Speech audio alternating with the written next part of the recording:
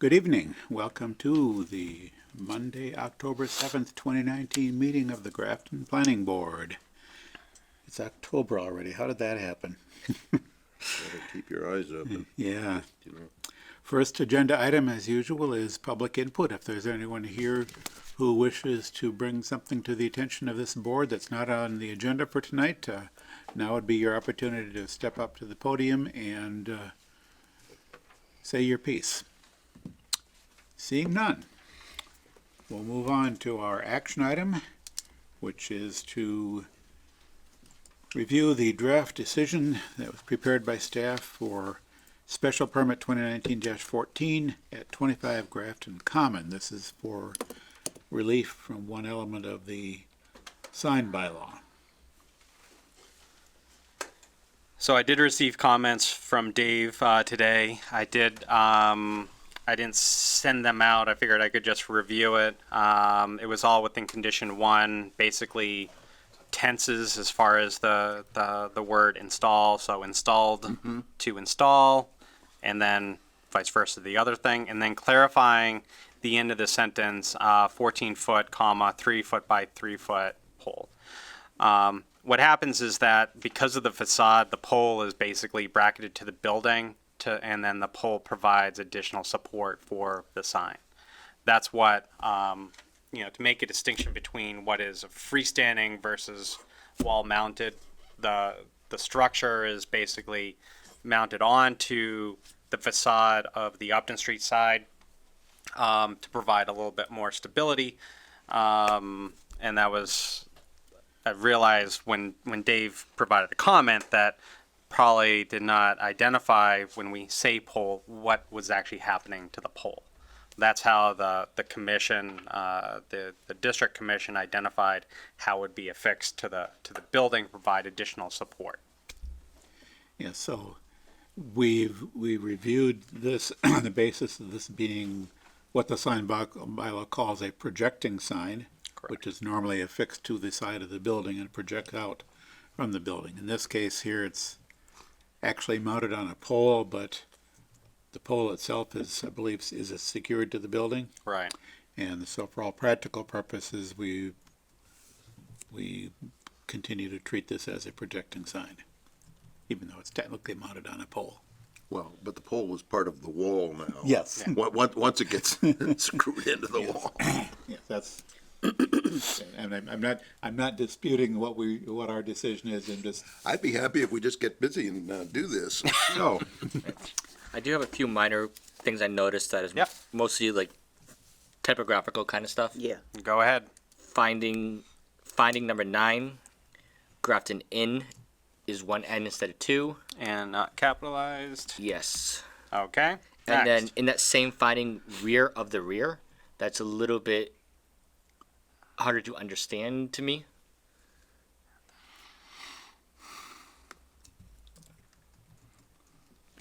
Yeah, when it faces At the rear of the building.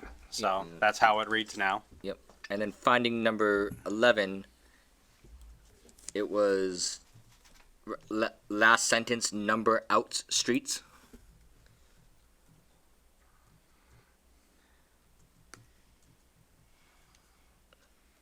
Should be numerous. And I think auto.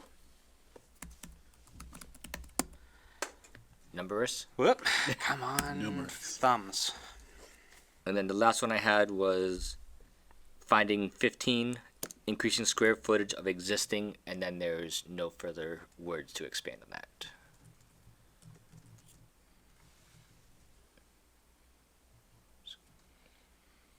Square footage of the existing. signage. Well, the proposed sign is.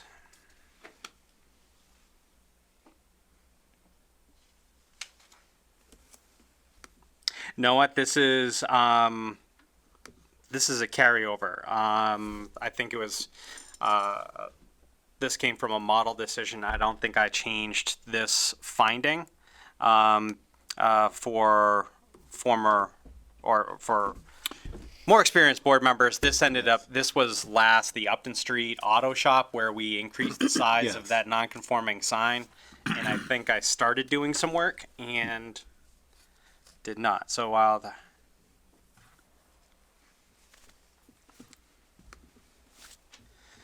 Okay. Yeah, because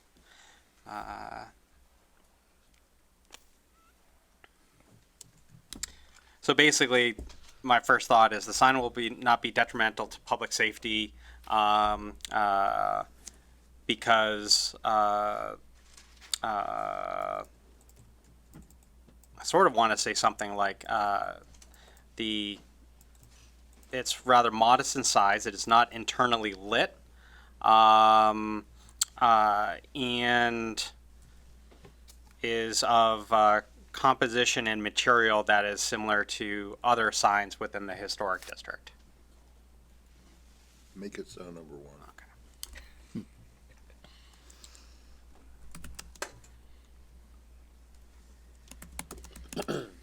It's coming back. It is. Looking forward to that one, though I gotta shell out money for a new service. Yeah, I don't know where I'd have to look to find it anymore. I've completely lost track since the over-the-top stuff has started, which, you know, the internet instead of cable has been infiltrating our house through our younger generation. Oh, yes. Now we have no idea. And there's stuff you can see on phones sometimes that maybe it's because of the cable. You have a cable account so you can go somewhere through the web and see stuff too. YouTube making 60 YouTubes to watch. And did you have anything else in another finding? I did not notice anything more. Okay. Anybody else have any? I did, but now I can't find it. There's a grammatical error, but now I can't locate it. Don't worry, in like 200 years, people will be analyzing court documents and drafting decisions and wondering what they could have been thinking at this point. It's really not that big a deal. Having read decisions and minutes that go back a long ways, I'd say it's a tradition that we should, you know, we're upkeeping. Have one for future sake.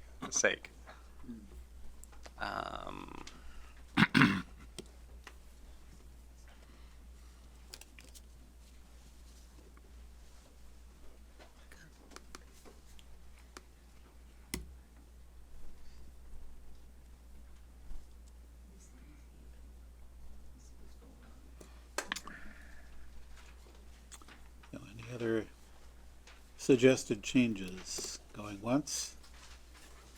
Linda's still looking. No, go ahead. No. Really is nothing substantial. All right.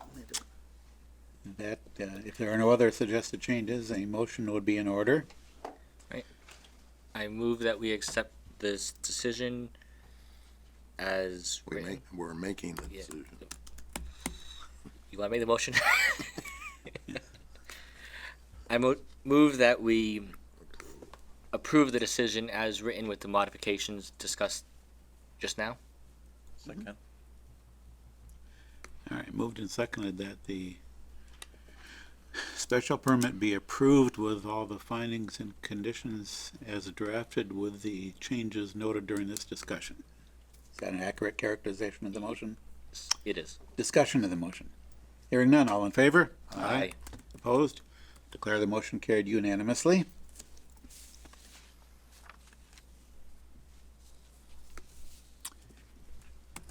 And we can move on into discussion items. We have our first discussion item on the agenda being a pre-submission discussion from MJ's Market at 13 Centennial Drive.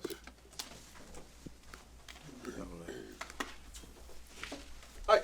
Make yourself at home in front of the microphone so that our audience at home can hear you. Does anybody want a hard copy or? I already looked at it online. Did, okay. I think we all have access to the online copy. But if anyone does want a hard copy to follow along with, it appears to be available. I also have the envelopes. You want me to do it for you? That'll be submitted with the whole application all together. Okay, Yes. we'll hold off on those then.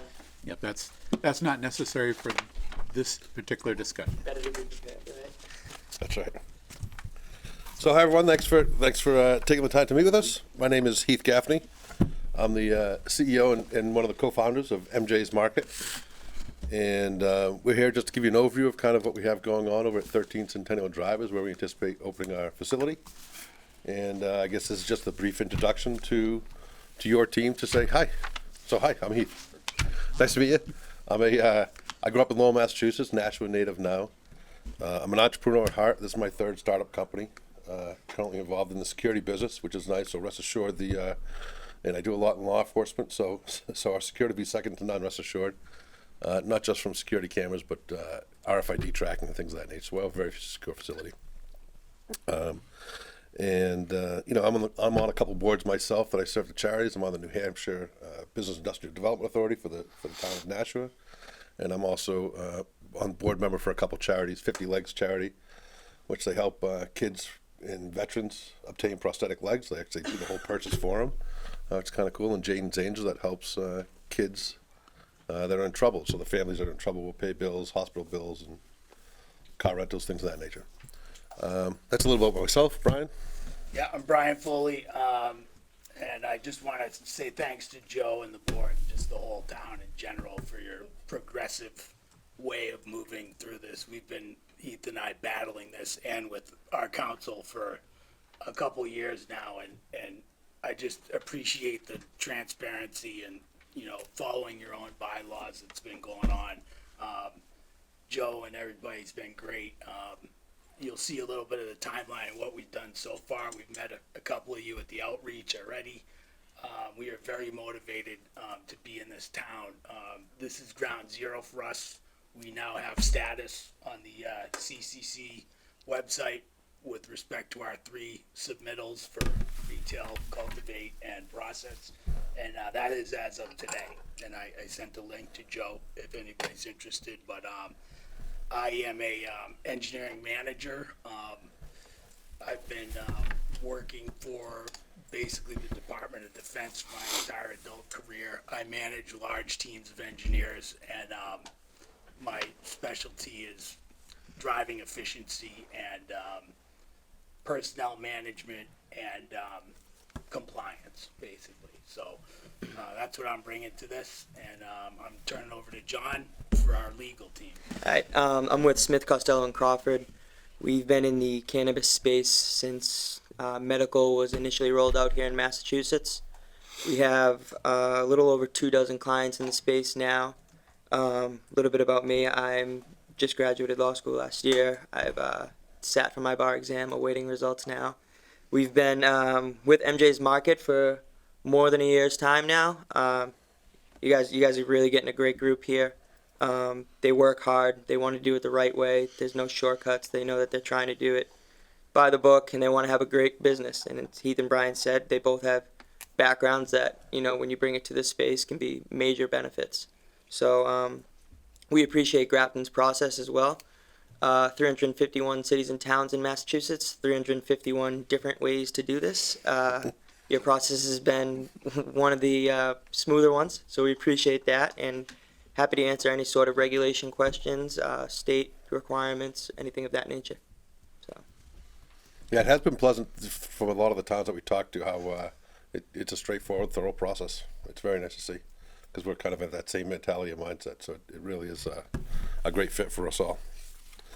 So just some of the other details. These are, our master grower, Sean Haggerty, great guy, been in the industry a long time. Howard Hunter, our head of security, he had a lot. He's been in the Mass State Police for 33 years, very well. I think his last 18 years was within community policing. So he really fits in well, and it doesn't hurt. He's a good golfing buddy of mine too, so that makes it nice. Our retail manager, Mitch Gaffney, and then Zach Harvey is kind of a pioneer in the industry and a vital asset to our board of advisors, of which we have a nice rounded board of advisors as well. Project status, Brian, you want to hit it? Sure, yeah, so what have we done so far within Grafton in general? Back in, I guess, March, we met with the pickup committee on Thursday afternoon, 2:00. Joe, I think the Inspector Bob was there, at John Allen with the Economic Development, and they said, hey guys, this is the way our zoning is, and by the way, there's this building over here on 13th Centennial, and it was it was a school, and you know, that would be a perfect place for this. So we went ahead right away and spoke with the real estate agent, and on April 11th we got in a purchase and sale agreement, which is still active. In June 11th, a little bit later, we met with the select board a couple times. We did get a host community agreement for retail, cultivation, manufacturing, and medical dispensary, which is great. We had the community outreach on the 1st, where we met some of you, and it went pretty well as a prerequisite for state submittal. On September 16th through the 19th, we submitted our 3 very comprehensive packets to the Cannabis Control Commission, where basically that first page is that host community agreement. And then you have the 500 pages underneath that these guys put together. And they don't look at it without that first page. So it's kind of great when you look at some of these other states and what they're doing. There's no limit to this stuff. And the fact that you need to link with the municipality is important. For plans forward, we are, I just spoke with John this week. We're going to be doing our medical intent of application. It's a little bit different than the recreational use stuff. On the 9th, this Wednesday, we plan to submit the entire packet to the planning board for our public hearing on November 4th, which is the next item. Meanwhile, we are working with some banks and some investors to actually buy 13th Centennial and finalize that deal before the end of the year, and then go right over to the building department and start working our final plans and whatnot for a build out. The last 2 items, so for commencing operations, you know, we are at the mercy of the CCC. I'm sure you've all heard, and we'll let John talk to the latest and greatest on that, but what we're going to propose in our submittal is that we kind of have a soft opening with non-marijuana use, CBD wellness, accessories, items that are all really governed by the branding and marketing rules of the CCC, but do not contain marijuana products and are not subject to the 3% town tax and 17% state tax. Kind of just get the whole thing rolling, and you know, I know some of these places do a by appointment only to avoid the rush, and we kind of want to just do a soft start while we wait for the CCC licensing to come in, which we're now you know, estimating maybe a Q3 you know, commence operation status on that. So I don't know if you have anything So this is where you know, they're an enthusiastic client. They're great to it, and then we always have to comfort this with the CCC does everything their own way and at their own pace. Right now, we tell clients, you know, 18 months, you did everything correct. You know, that would be a great rollout. With this bullet point 6 commence operation non-marijuana products, the CCC is going to come in at some when they get their provisional license, and they're going to walk through the building and say, you need a camera here, you need security here. They do a full walkthrough. So everything that they will do prior to having their adult use operations license will be subject to the CCC. They have extensive regulations on signage, marketing, exposure from the curb side of the facade of the building, things like that. They're actually rolling out new regulations. There's a public meeting this Thursday in Springfield. Small minor tweaks in the marketing pieces, but they scrutinize that stuff pretty heavily. So everything that they will do in that first kind of step is aimed at the overall goal of getting their adult use license. These are very hard to come by. They're a long process. You really have to be in it for the right reasons. Doing anything to jeopardize that would not only be against our advice, but not in their best interest. We've seen some of the enforcement actions that the CCC has come out, and they take it pretty seriously. They want to do everything the right way. They want to have a great market here in Massachusetts, and MJ is invested and prepared and to be a part of that well-regulated but successful market. So, any questions on those? I'd be happy to answer. you want to continue. Yeah, not to show too much detail, I know you said this had to be high level, Joe, but you can see our secret plans from the current state to the future state, which is, Yeah, that's the nice thing is Basically- there's no architectural work on the right. building at all, right? So structurally, Yeah. we're not changing anything. Lots of windows that I think we'll have to cover up or probably remove on the outside of the building, and that's really for our own protection and to keep the smells and odors within the building in proximity as well, but more for security purposes than anything. That some of those back windows on that building, you know, they had nice floor-to-ceiling glass windows to overlook the playground and things of that nature, so those will either cover up or likely remove, but other than that, there's no structural damage. It's changing the inside guts of the wall. We have a nice rectangle building that we can easily modify and accommodate to how we need to have it set up. Yeah. And you'll see kind of, you know, as we go through these bullets here of the applications, these are materials that we're submitting, the study, the traffic study, project description, it's all the, you know, all the requirements that you ask for, will be submitted.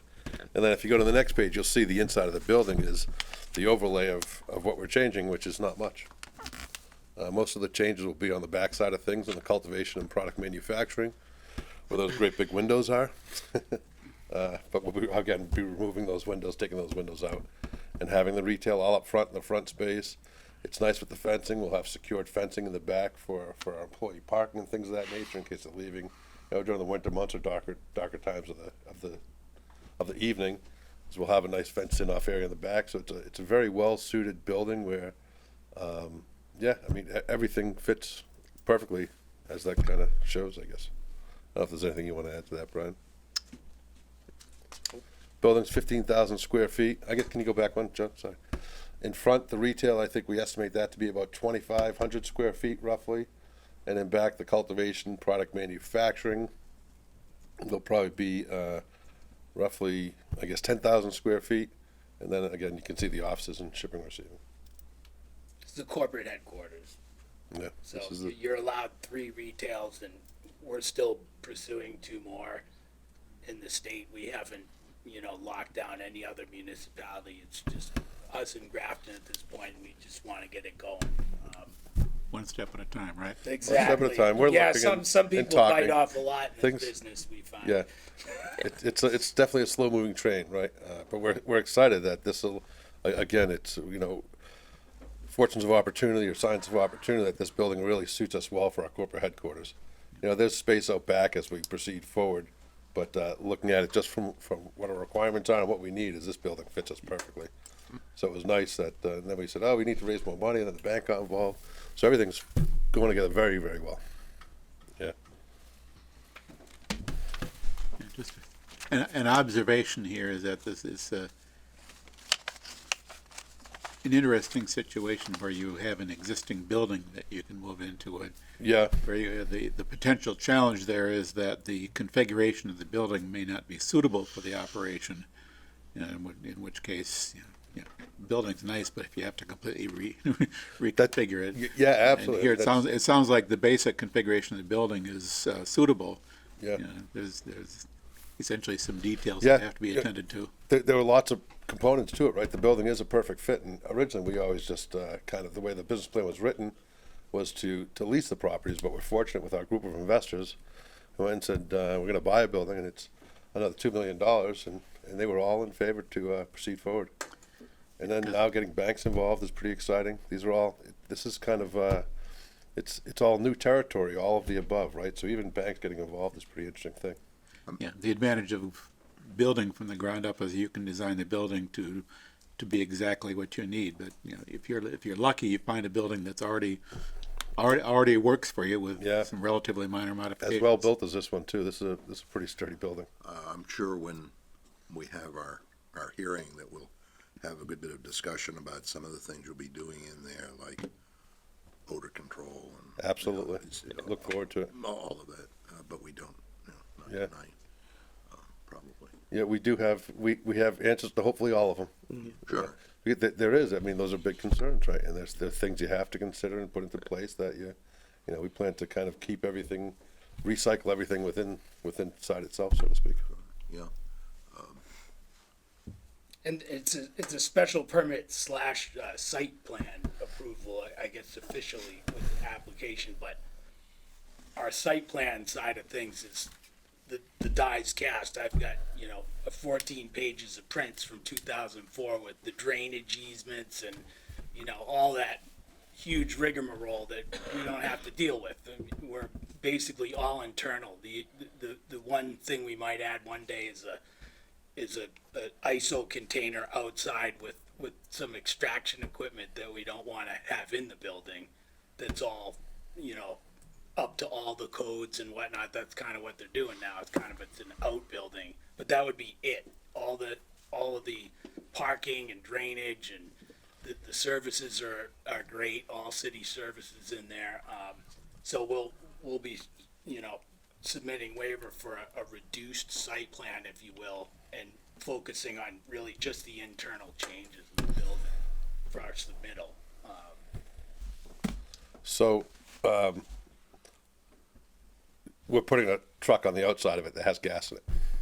That's kind of what he said. The engineering side, and here's my simplified version of it. Some of the extraction components that you use for it have gases, right, like a CO2 or butane gas, things of that nature. So now what they have is container trucks that are just kind of ready to go, and you pull them up and you connect them to the building, and it's a nice, safe way to do things. Are we ready to ask a Questions? few questions? Comments? You're planning to do both medical and adult use? Correct. It sounded like you're making an application for the adult use, and the growing and manufacturing, but then a separate thing you're gonna apply for Yeah, medical? so each one, there's actually 5 technical applications, I guess. There's medical, retail, cultivation, processing, and then delivery. So if you're doing, delivery is a separate application, so people can just apply for delivery services. Yeah, it would be a Transportation. transportation Transportation. license. Yeah, I guess that's, sorry. Yeah, that's okay. So back when medical first came out, the Department of Public Health had all applications, and they were taking and reviewing and granting licenses. The CCC rolled out their adult use regulations a little over a year ago, maybe a little bit more than that. And by last December, their deadline was last December. They had to join the 2 application processes, both the medical and the adult use. Now, they kept the medical program, the application in place for the foreseeable future until they change it over to the CCC application. So the way it works for medical is that you have to be vertically integrated, which means it's just what it sounds like. You have to grow your own, you have to produce your own, and you have to sell your own cannabis product. With the adult use, you're able to parse out those license types, but the advantage of MJ's Market is that they will have all 3. They're their only supply chain. So that's kind of how the medical and adult use come to one spearhead. When you said delivery, though, I thought about what the CCC is Yeah, just, Right, The so- new laws, right. Yeah, home delivery. Right, they won't be eligible for a retail license. They won't be eligible for a delivery-only license because they have a retail front. So for the next, they're opening up social consumption and delivery-only licensees to economic empowerment apps and social equity participants. So for the next, or until one of those opens, there's a 24-month enclosure period where anyone who has that standing are the only people that are allowed to go after those license types. One specific rule they wrote into the delivery is that if you have a marijuana or a cannabis retail front, you're not eligible for a delivery only. So you'll have to have an independent contract with one of these delivery only license types to have your product delivered to someone's home. So someone, I don't know how that, since we don't have that business Right, yet, so I don't know how it works. they would- So, and this independent person comes, DoorDash for cannabis. It's much more regulated than DoorDash for cannabis. It's a third-party independent contract where MJ will have an order from the consumer who is already pre-verified, whether they decide to do pre-verification online or you have to come in at least one time so they can confirm your ID, where you live. There's strenuous regulations. There's no hotels, no colleges, no private institutions, actually no state or federalized subsidized housing. You have to have an address, you have to be at that address, and you have to be the person who's verified. There's no the pizza boys here, someone go get it. It's pretty strenuous. So when that gets rolling, you'll be A third party, they'll contract with them to have their Okay. product delivered. Now, I'm curious, we keep talking about 3 outlets, you know, we go back, some of us, all the way to the beginning of the medical, Sure. trying to be ready for it. And we've been kind of on this ever since. But back then, there were three Right. outlets. And now, I'm not clear about, that's retail sales outlets, or whatever they were, RMDs. Yep. Now, for the adult, is there I don't remember that there was a 3. The rule of 3 is still in place. Yeah. You can Now- only have 3 license types. Now, do you, The marriage of the 2 retail and Yeah. medical dispensaries. yeah, So you would still only be allowed to have 3. So if you, I guess if you wanted to, you could have 3 separate retail locations, 3 separate medical. But the common practice today is to have a dispensary that has a medical and a retail or adult use component to it. So whether they're co-located or parsed out, industry standard right now is to have them co-located. but, okay, because I haven't seen anything that made it clear. It could be 3 and 3. Technically, but Principle. standalone medical would be pretty difficult. Just, with the way Pe- property and the. People have been doing people were doing that. Right, yeah, of course. And then that leads me to what I call the race to 2. Grafton allows 2 retail To retail. Licenses.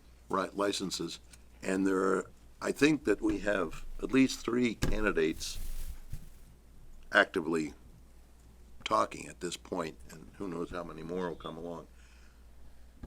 How does it get decided who gets, or, at what point in the process does it get decided who the winners are? For Grafton? Yeah. That would be the decision that your board or your selectman or town manager would make eventually. We will be submitting to Grafton. Sure. And then, we've entered into a host community agreement, we've started our state application. But, eventually it would be Grafton's decision to see who they go with. Well, I'm not sure how that decision, I'm trying to figure out how that decision happens. The selectmen have already signed a contract with you, so that's that. I think the view is that the host agreement is not a contract Right. because it basically is written that you have to obtain all other approvals, Yeah, well, including CCC. I have informed the selectman's office, select board's office, of in anticipation of you asking that question. And I'm awaiting a result. I did I'm sure email it to you. Yes, you did, and then I passed it along and said this is going to be something that, as we go through our decisions, and Right. because of criteria within our decisions, within our bylaws, it relates to the issuance of a CO. It specifies license in that, so I'm on top of trying to pursue and nail that down. I don't have a definitive answer yet as far as what that global process ends up being, because it will be important to know some distinctions when I go to draft the decision. Because the only decision point that I can see is the special permit. Is it gonna be the first 2 to get special permits? Is it gonna be the first 2 to have final approval from CCC, and Yeah, the guy that's a week late loses? what I was told is the first one to get the state license, so that it becomes actually, so that's a long process, right? Then there's a lot of paperwork, Right. and, But there's a question, is it provisional? Because with provisional, you can start actually doing some of the work, or is it the final and then? Yeah. So No, I, there's I'm, definitely- I'm trying not There's to definitely questions, recommend I would agree. pushing this can down the road, Yeah, no, but it might be good it's pushing it been, down the road. you know that I'm, We'd love to know I know. too, because we're about to spend $2 million on the Exactly. building. yeah. So And then- I mean, and then renovate the it. way the way that Sierra, one of our other counselors, explained it to me is, we're going to go through this process with you all. you are the special permit granting authority in Grafton, period, planning board, okay? So if we do a draft and the clerk issues us that special permit in November, God willing, you know, we're gonna go file it with Worcester County the next day. After And then- 20 days. And then we're gonna wait, After after the period. 20 days, Yeah. after 20 days, right, we're talking 21 about days. process, 21. This So- is when I have to rein him back in sometimes. That's fine, but we are about to buy a building here, and it's very expensive, and our investors are far more concerned than maybe some of you are about what is the exact process. So, I'm glad that we've asked that question. I appreciate that, and, you know, but, you know, the way we're proceeding forward is we're going to comprehensively apply for this special permit as best as we can. Hope for a great, public hearing in November and, you know, take it one step at a time. Now, another thing that was mentioned is, and I don't know, I have not verified this, but 2 is the minimum. bylaw. Sort of. It's tied to our number of active liquor licenses. That would be a So- decision that. So Grafton would end up making. if we approve and have more liquor serving businesses open, then it could affect the number we have available for cannabis. But if it stays status quo, it's 2, and that's at most. And Adonzio Pizza's leaving, cause I just ate there. around Yeah, the corner, it and is that's- leaving. And that, I'm gonna miss that place. Yeah. Yeah, but one of the ones that wants one of these licenses Wants to go there, wants to go in there. I have one question. or did. So, you said you are pursuing 3 licenses in Massachusetts. Do you have any prior experience or other experience of actually being in this industry? Not in this industry specifically, no. I know you're an entrepreneur, Yeah, engineer. that's my and third stuff. startup. Well, our advisors, of course. Right. Yeah, I mean, we have lots of people in different industries within our group of advisors, our board of advisors, from, you know, big data guys to Zach Harvey, who's been in the industry for 15 years. He built Ermont, which was the first medical cultivation site in Massachusetts, in Quincy, and he has 4 host agreements in Nantucket currently, so he's on our board of advisors. And suppliers and architects, you know, it certainly won't be me and Brian designing. So the footprint of the building that's my work. It'll be probably a little more elaborate than that down the road once our architects get our hands on it. Well, But, you know, we we're need to using see all the the plans. appropriate steps. This is a science. This isn't, And do you plan to hold on to this, stay on in this business, or Absolutely. you plan to sell at some point? no, we plan on growing. Yeah. you growing. said 10,000 square feet for This growing? building's 15,000. Our grow, that back area will be about 10,000 square feet. That's not, yeah. We hear people talking about larger grows No, than that. Yeah. this is tier 1, so Yeah. we'll be supplementing from other wholesalers within the state, for probably forever. And I know that, Jim Smith, the managing partner. He's at our founding law partner, firm, yep. He always says, you know, in 10 years, it'll be like a liquor store. You'll go in and there'll be all kinds of different brands in there. And that's what's gonna happen with this. We actually, if we could get the retail first, because it's a bit of a race to get there, that's fine. We get there and we have supply chain. We've made partnerships with other suppliers, maybe even some of our neighbors in town. And some with outside of the town, we've already started those conversations. So, you know, one of the great commodities around is the wholesale price of a pound of cannabis, right? Which is right now sky high, but there are a lot of cultivation licenses moving forward. So hopefully by the time we get going, it'll be pretty reasonable. And it's, you know, everyone's kind of helpful in this business. You know, you say this one's first and this one's first, but we've spoken to a lot of would-be competitors, and it's really like, a lot of people getting on board together to try and bring an emerging market forward, which is great Yeah, for Yeah, Mass. there's more alliances going on than anything, I think, in the industry, which is nice to see. Yeah, we've been hearing recently that supply right now is kind of constrained It because is, and people are, the grow and manufacturing operations are Yeah. just getting off the ground. yeah, our goal, you know, the long-term strategy is to sustain ourselves, so everything would be sustained here. And It's a that's surplus of vape right now. why, yeah. It's not gonna go anywhere. it's nice that the property has the ability for us to do that, even growing off the backside down the road for the future as we look for more stores and, as you said, need more growth space and facility space to supply those stores, that the opportunity is there with this building. We've heard some people talk about doing medical, getting a medical license was harder than getting a recreational, and that they were only going recreational because of that. Is some sort of requirement? It depends what's more difficult for the applicant. Medical has a, capital requirement of $500,000 that you have to show immediately. On the other hand, the CCC is a little bit slower because it's more new to the state.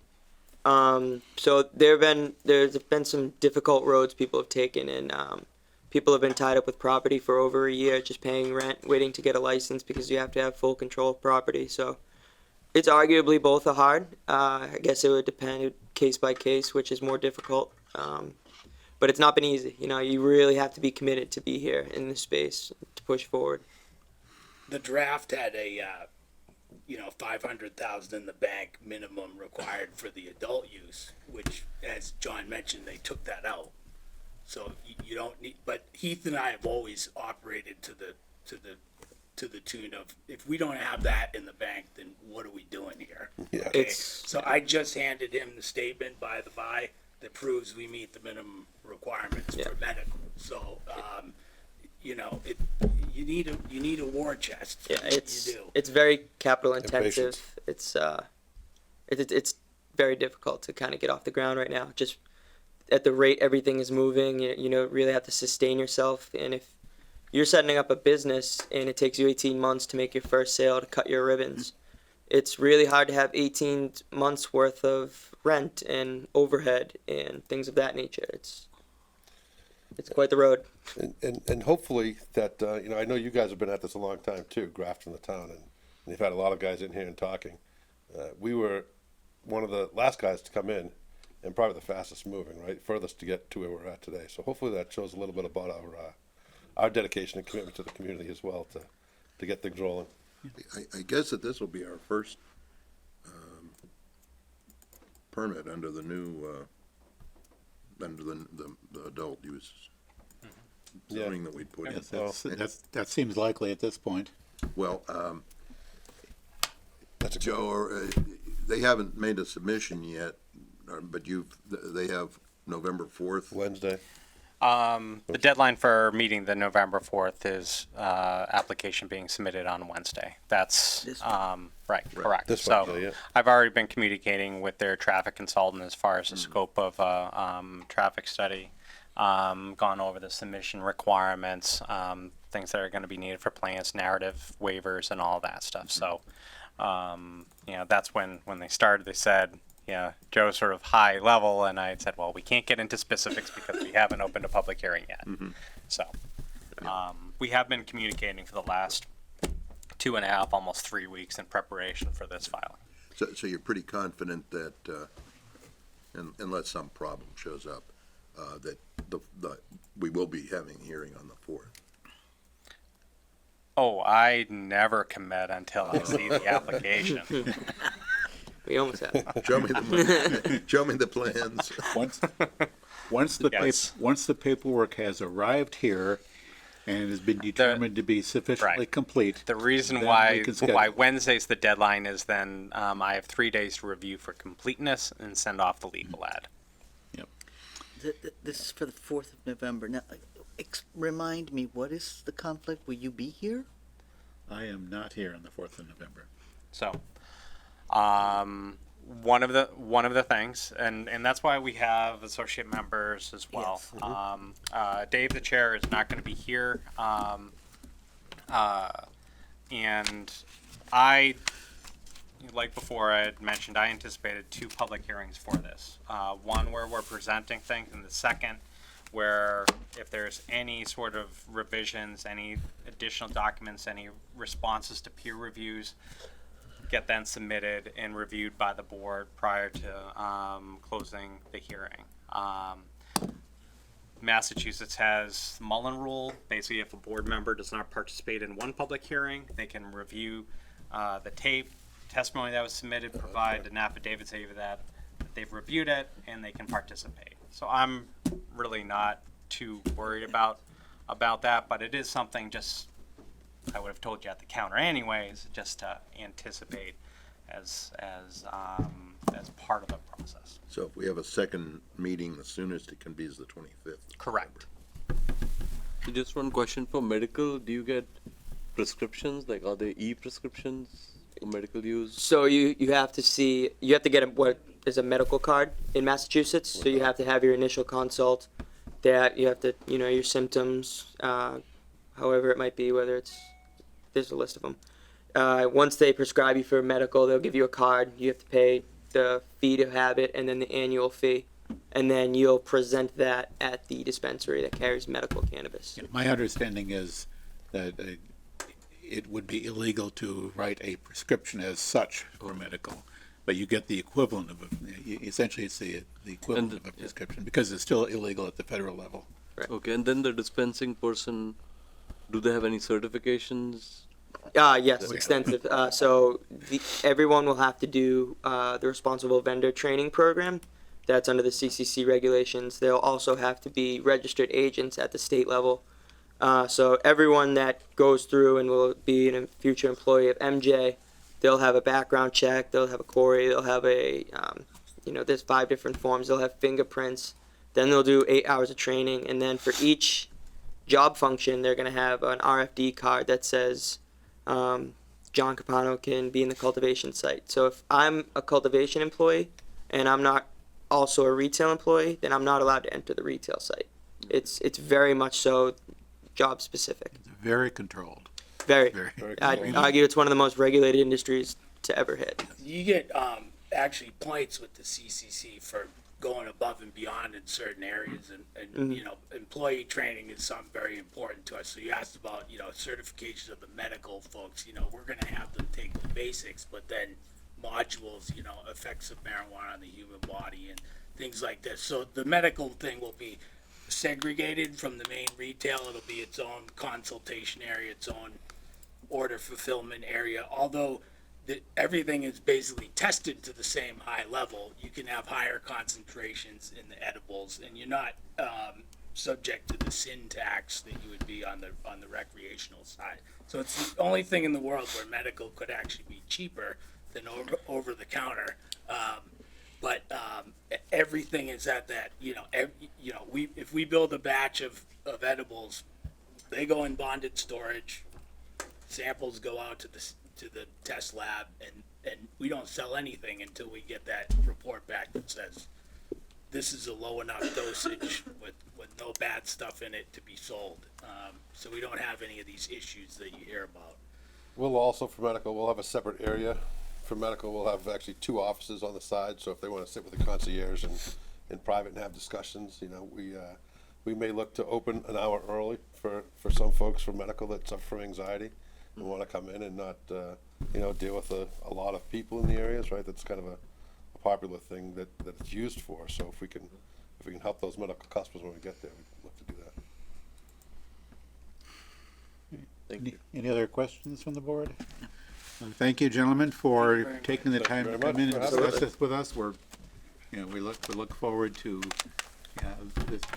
reviewing forward. your special permit application. And as I said before, it's kind of nice that you don't have any site work that you have. Yeah. You were working with an existing building, which should simplify the review process somewhat. Yeah, hopefully it does. And we move forward as fast as we can. The fastest the process, I guess, right? We will expect to see you here sooner or later. Yes, absolutely. Thank you very much. Thank you for your time tonight. One of the things that some of us might be interested in is expert input on the air, controlling smell, all that stuff. I noticed some other places have had some sort of professional input as to the adequacy and effectiveness. I'll put something on the planner's listserv to see if anyone has identified any sort of peer consultants to review 'Cause that it- information, because one of the challenges is going to be Right. that has to do a lot with specifics and equipment that It started coming to mind when we were looking at the, Farnhamsville Mill. Yeah. And people were complaining there's gonna be a smell everywhere. Yeah. And it was clear that we would have to somehow vet how good it would be. I keep seeing people saying, it's gotten much better than it used to be, and so the people who are complaining are the ones who were exposed when it wasn't as good, I guess. Yeah.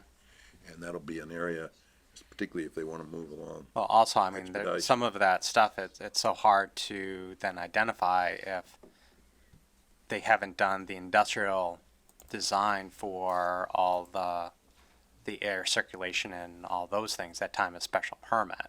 So a lot of those things we'd be able to require prior to COs and stuff like that to have it reviewed and examined. We're gonna have. I'm thinking about when approving the special permit, we're more or less approving the plan they bring in, which incorporates hopefully what they're gonna do about odor control. Yeah, exactly. Yeah. And not at the CO's point, but at the grant of special permit. Well, I mean, they have to provide documentation. The question is, how do we identify whether that's going to be adequate? Because how many times, does it look good on paper, but then when you're there in the field? Reading about one of the more controversial ones lately, probably Charlton, I saw a reference to, whatever the planning board or whoever it was, had a consultant, so. Yeah, I'll find out Okay, anyway. what other people just have. So it doesn't come as a surprise. Yep, that was definitely a common citizen concern when the town meeting was being discussed for that warrant for the mill. People got up and talked about the smell as one of the Right. issues, so, Right. Yeah, That's so what, we'll, exactly. we'll need to make sure we understand the issue and understand how any concerns apply to Yeah. the entirely contained indoor operations that we allow here. and actually, so for the on. permit that we've issued already nearby, which I guess we're gonna be seeing more of, Yes, we can expect to see something on that. we didn't, that was quite a while back, and there wasn't really much concern raised about Right. the smell problem then, but we don't know. Well, also that was buffered by trees, MBTA rail line, industrial business. So I think that. Well, we do have, Yeah, no, we understand that, but we do have other business that we need to get to tonight. Certainly. Yes. So, the next item, we will have to come back to our other discussion item in the general business because it is now somewhat past 7:30 and it is time for various public hearings. I'd like to begin with item A there. This should be quick. We have a proposed zoning amendment to the Grafton zoning bylaws and we have a required public hearing that we are about to hold. Correct. So let us proceed with that one. Pursuant to the Mass General Law, Chapter 40A, Section 5, the Grafton Planning Board will hold a public hearing on Monday, October 7th, 2019, commencing at 7:30 p.m. in Conference Room A at the Grafton Municipal Center, 30 Providence Road, Grafton, Mass.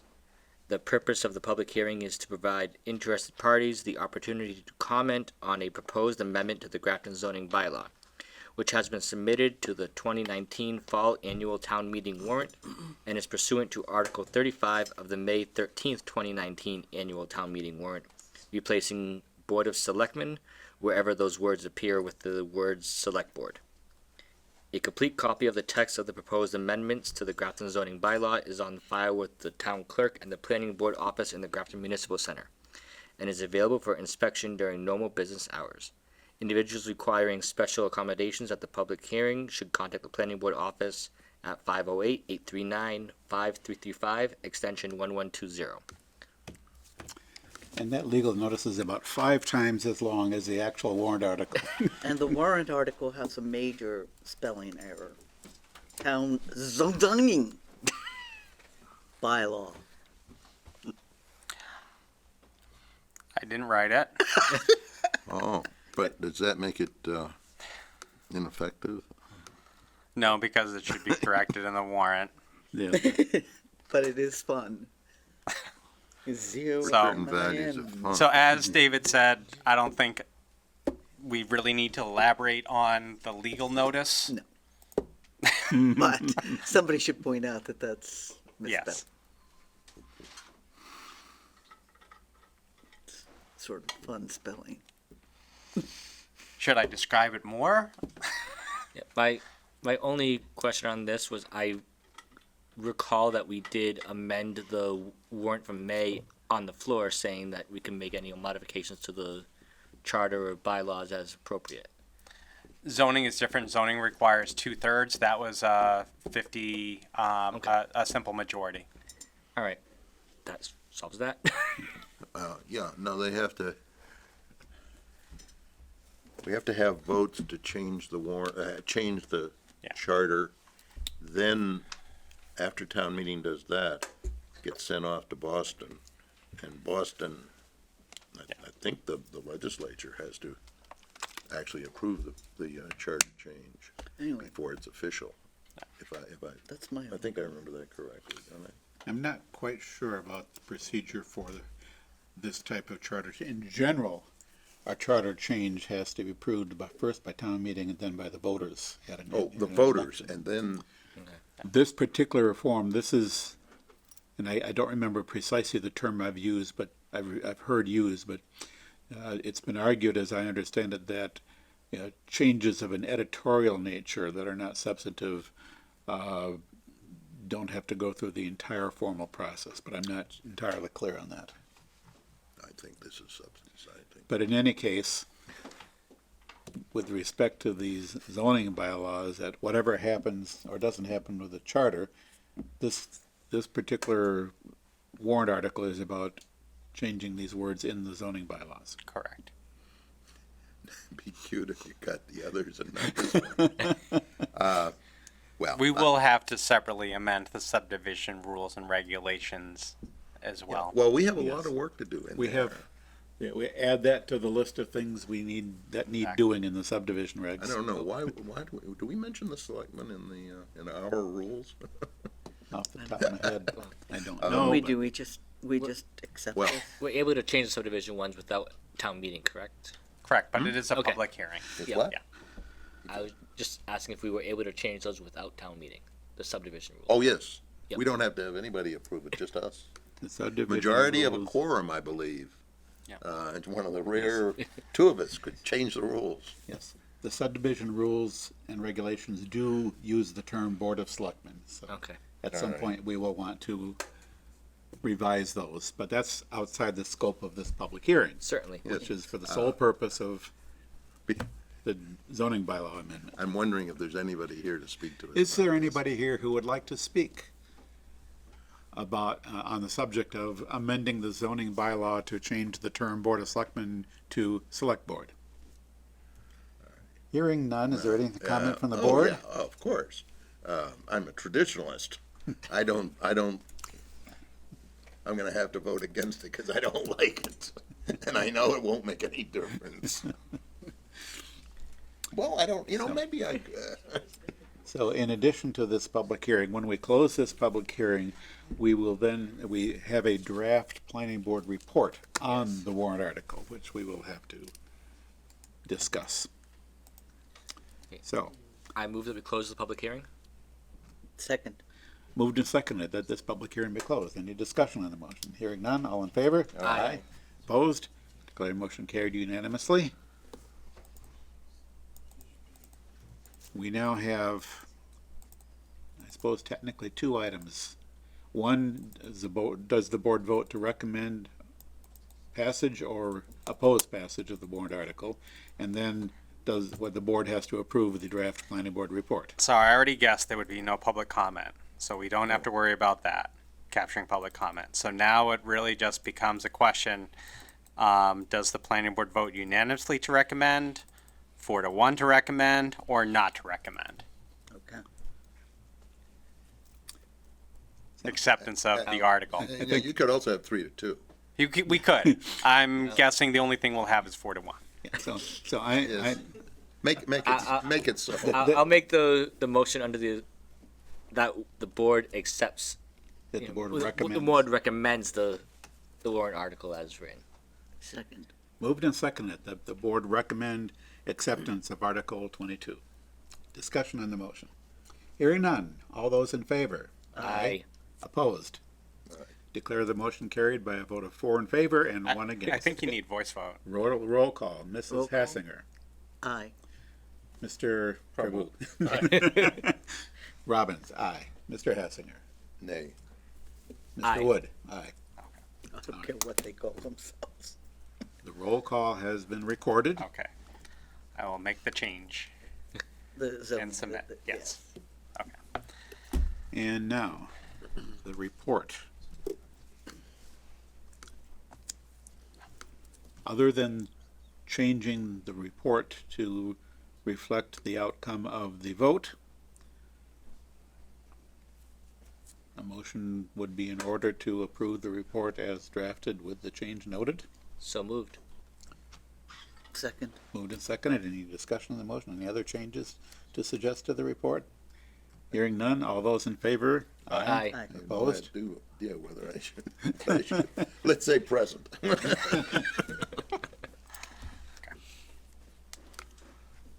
I suppose you can vote. The report accurately reflects. Yeah, Vote of the but the board. report makes a recommendation. And, So present, your vote, present. and that, I don't think that needs a roll call, No. but 4 in favor and 1 Probably present. didn't need for the One other voting one anyways. present. I just wanted to do Well, it wasn't too hard to tell who was voting which way. Okay, so So the next public hearing on our agenda is A continuance. a request for a special permit site plan approval at 98 Worcester Street from the Grafton Water District. And according to the agenda here, we have in our hands a written request of the applicant to continue to October 28th. Is that correct? correct. Ty Bond, the engineers for the Grafton Water District asked for a continuance. The reason is they're finalizing their comments to both planning and conservation together because Graves Engineering did the peer review for both. And they want to just sort of revise them once rather than do multiple revisions to the plans and comments. So they asked for that continuance. I move that we grant the applicant's request to continue the hearing until October 28th, 2019 at 7:30. Second. Moved and seconded that the board grant the applicant's written request to continue. Any discussion on the motion? Hearing none, all in favor? Aye. Opposed? Declare that motion carried unanimously. Which moves us on to our third and final public hearing of the evening, and that would be the continuation of the hearing on the major residential special permit and preliminary plan approval at 11 Wheeler Road. So it seems like it's been a while since we've seen you folks before us. And I don't actually remember exactly where we were when we left off. So where we were was that we need to be notified in writing. The board provided their opinion for the board's preference in the material as Exhibit 26 on September 10th. Pretty much the next day, received a letter identifying that the preferred plan would be the flexible development plan that's identified here and sort of a summary as far as the benefits in working with the land trust for that. And I believe the last thing was that you were going to be updating the flexible plan to then reflect the discussions we had at that meeting. And we had the conventional plan that had some of those changes, but it wasn't made to the flexible. Right, and we've made those revisions actually before we came in the last time with that land swap with the land trust, relocating that basin that was previously shown here up into this area, reconfiguring some of the lots, providing a wider strip adjacent to that land trust property, and a total of 2 3/4 acres of open space. And then we had also discussed helping with about a 50-foot stretch of that trail. It was mentioned by Rob that the methods are unknown at this time, whether that consists of a bridge or adding some gravel, but the applicant has demonstrated a willingness to try to help with that trail as well. So as Joe said, the Conservation Commission recommended the flexible plan, as did this board. We responded that the applicant is willing to do the flexible plan, which is here. All right, does this close out any of the open issues as far as information we need to receive at the public hearing? There is no additional information that needs to be received. We've gotten that from conservation. We've gotten that from the applicant's team. There are no outstanding engineering design level things from Graves. All those comments are addressed, or at least identified that they'd be things that would be appropriate at the definitive subdivision stage, should we get there. So from a outstanding items list, there's really nothing outstanding regarding the application. What it ends up being then is considering the applicant's requested waivers and the board's decision on that. During the hearing? No, the board would be able to. We're not waiting for any additional information from any other departments or from the applicant. With not having any outstanding issues, it would be then appropriate to close the hearing unless there was information that the applicant, the engineer, wanted to provide prior to our closing the hearing. I have to say that I went out, Linda came with me, and we stood in the driveway and took a look at the situation, and I felt it was much less attractive than it looks there even. So don't feel good about the distance to the intersection. And is there any other information? I mean, the normal procedure from this point forward would be to close the public hearing. Correct. And direct staff to begin drafting a decision. We would consider the decision at a subsequent meeting. Correct. We have, are we running up close to any deadlines, calendar items at this point? The challenge will be that because it is a special permit, we do have from the close of the hearing 65 days to file a decision. Because it briefly came up, you guys were in attendance when you heard with MJ's Market. The chair is not going to be here for the October 28th or the November 4th meeting. Those are things as we're deliberating, the whole board is discussing. I would anticipate that then having sort of things lined up for your return, unless the board wants to have working sessions before that. I'd want to maybe on the 4th have a working session to outline the findings and the information without drawing conclusions, for the chair to then be back in attendance for that. That's the only sort of, like, from an administrative standpoint, hiccup. Move we close the hearing and direct staff to prepare a draft decision, taking into account all of the information we have gathered.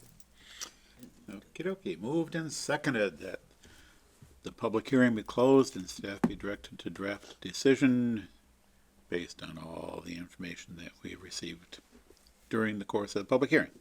Any discussion on the motion? I had one point. So, did we, Stan, I believe, last time when we closed the meeting, did we not say that you would help out? Did you not say that you would help out, or you were in agreement for the trail to supply with or facilitate that with the gravel, not the board? I think you came forward and said that, yeah, you are willing to do that, sort of a semi-permanent thing. That it will not be the mushy boardwalk rotting wood out there. Right, there's about a 50-foot stretch that gets muddy that he was willing to do stuff. It was not Rob Aberg's preference to do the boardwalk. Right. Is where we And left it. there is some notes in Stone, Exhibit stone. 26. Right. Say that again, Justin. there is some notes in Exhibit 26 in writing that they're looking into that. With the stone, with stone. Yeah, I thought that's correct. what you had agreed. Okay. That's all I had. Right, any further discussion on the motion to close? Hearing none, all in favor? Aye. Opposed? Declare the motion carried unanimously, this hearing is closed, and staff and the board will begin to work on the decision. So that would be voted on at a later meeting along with the waiver. So, Wes? what would happen in case any of you have been watching along while Mr. Brossi with Brigati Village has had meetings here? What staff tries to do is sort of frame a lot of the discussion points, so we can do findings of fact, start discussing the waivers. And it is an open session. We do have it as an agenda item. Material does get posted so you can sort of see what's going on. Because of current workload in the department, it's not going to be that here's a draft decision all ready to go. We'll be doing it sort of piecemeal so I can get at the findings and the waivers and those critical points so that the board can discuss that to then finalize a decision. So, but it will be on the agenda. You'll be able to see it on the agenda, so you can watch from home. You can watch from here, Watch on the internet. watch on the internet. Yep, and if the board chooses to not vote on the decision until I am once again able to meet with the board, that meeting would be the 25th of November. November. I would hope that the decision that would be quite complete by that point, and that Yep. between now and then, the board can review the decision in progress.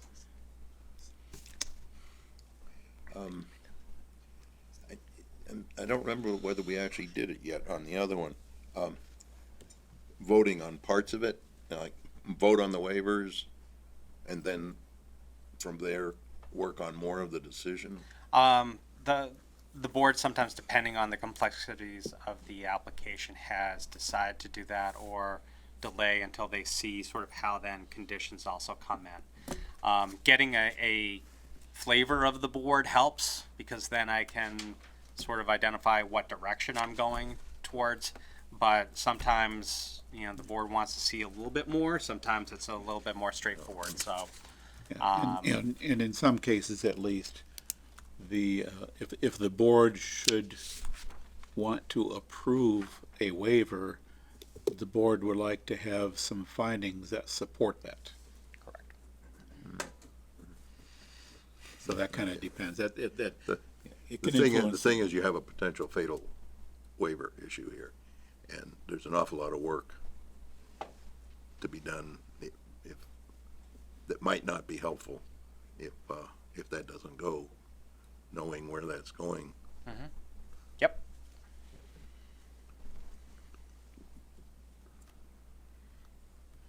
Okay, anyway, did we vote? There was a first and a second, and then we had a question. I believe No, it was Then I discussion. interrupted. we had a discussion, and I believe I did call for a vote. Don't remember. Why don't you double That check? was only a few minutes ago. Well, let's repeat to make sure it's a matter of record. The motion is to close the public hearing, direct staff to draft a decision. All in favor? Aye. Opposed? Carried unanimously. I thought we did the vote, but I'm not I'm sure. pretty sure we did that already, but And if anyone has any questions, I got an open counter. Feel free, come by if you want clarification as far as what the process is like. I'd be glad to go over that with you. now who's going to review the tape and determine whether in fact we have voted twice on the same motion? Someone looking for a reason to appeal what we just did.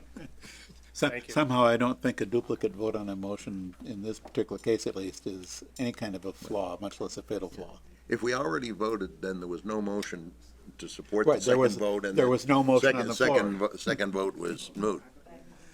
Yeah. Oh, okay. Anyway, So having disposed of all that, Joe, Yeah. all that stuff will be done at a public meeting. Correct. Okay. Yes. We can't do anything behind the scenes, private meetings. It all has to be done in open session. He does a lot of work at his desk or wherever his computer is, but all of. Yeah, I just wanted to clarify for the applicant. Massachusetts open meeting law. We can't discuss the stuff behind closed doors as a board. Or an email. Yes. And do you look at any letters for new information? Once, once the public hearing is closed, we take no further information. So you've already done that. Yes, the record is now complete, or as complete as it can be. Very good. Thank you.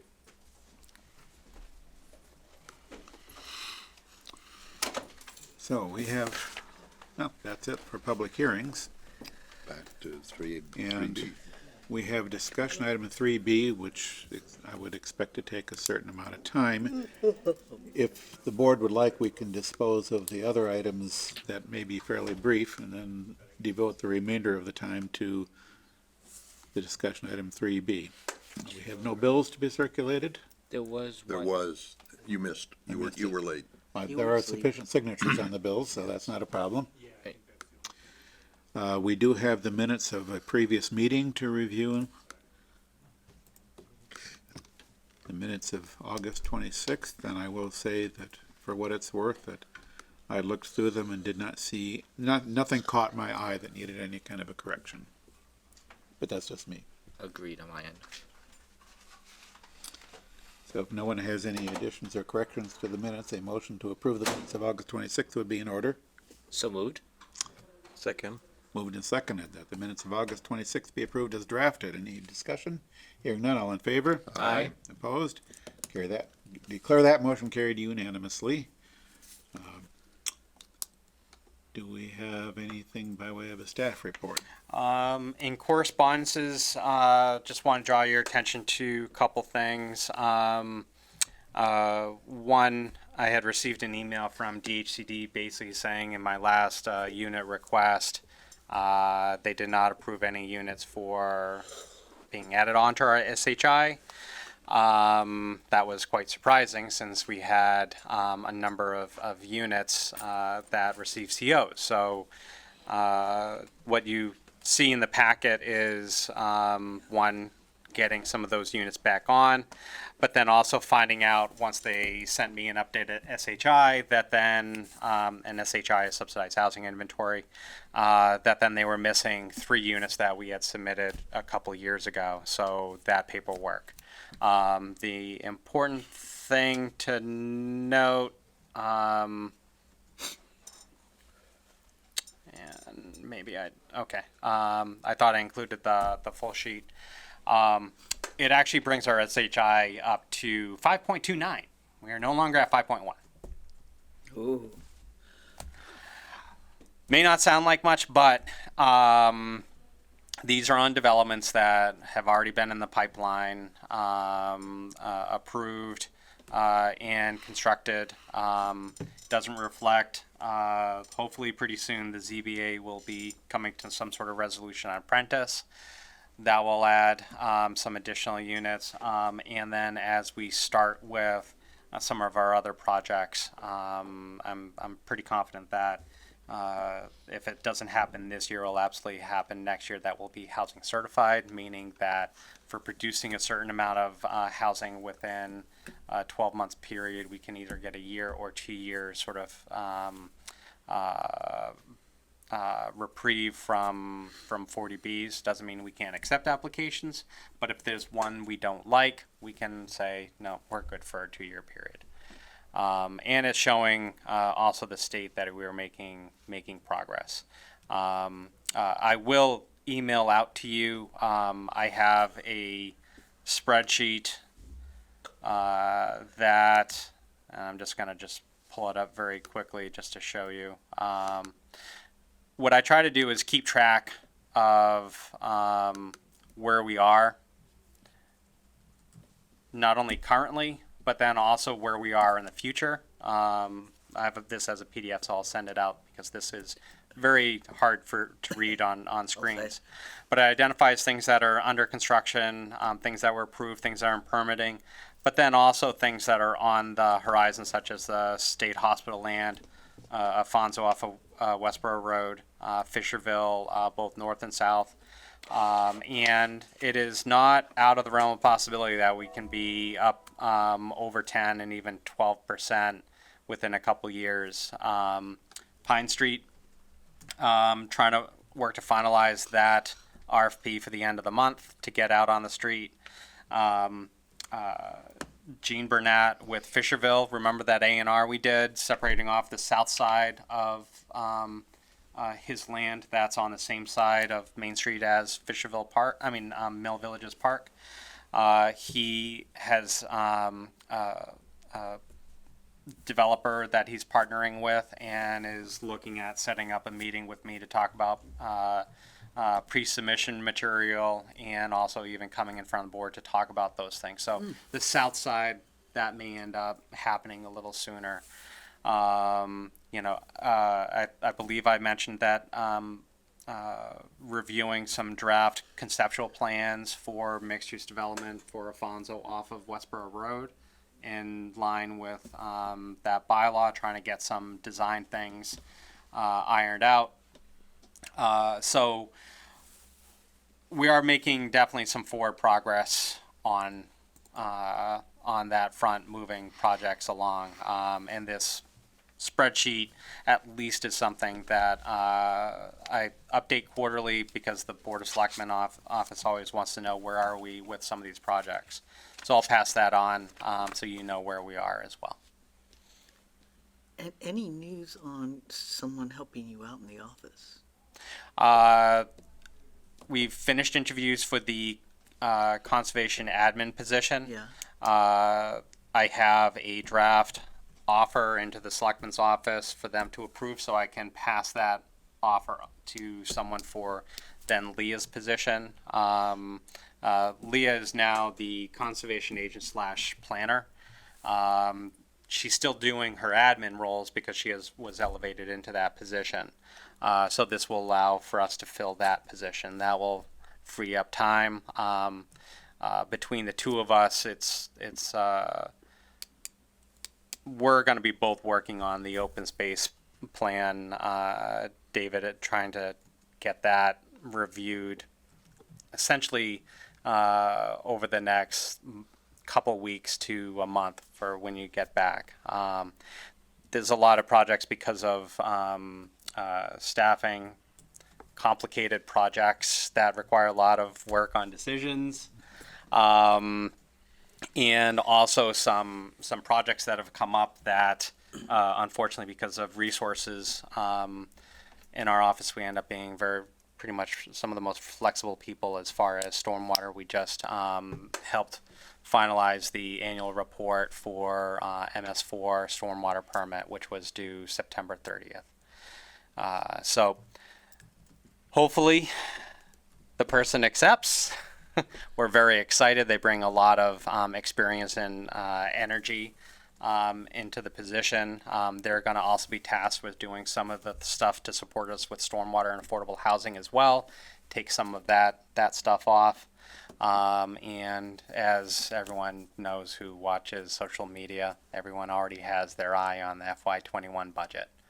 I think it's going to be a challenging few months, and the one thing, even in the office, we have weekly staff meetings to make sure everyone's apprised of deadlines, what we're all working on, so we can support each other.